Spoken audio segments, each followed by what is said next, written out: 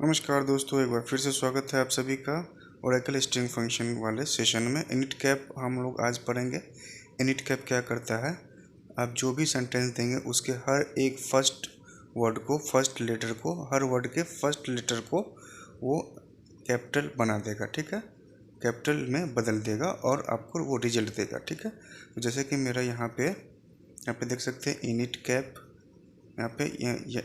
यहाँ पे क्या करता है initcap, capitalized first letter of each word in given sentence और वर्ड और स्ट्रिंग।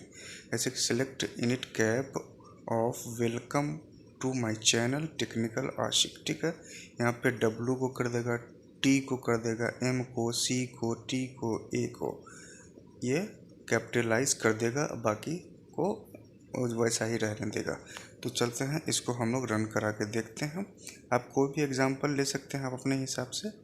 मैं ये ले रहा हूँ, आप कोई भी एग्जांपल ले सकते हैं। ठीक है, ऐसा नहीं है कि आप यही एग्जांपल लें। जस्ट आपको दिखाने के लिए एक सेंटेंस बना लिया, वो आपको यहाँ पे करके दिखाऊंगा। ठीक है, यहाँ पे जैसे पेस्ट किया, यहाँ पे देख सकते हैं welcome to my channel technical Aashiq. सबका एक पहला वर्ड जो है सबका कैपिटल कर दिया गया है। ये initcap का कमाल है।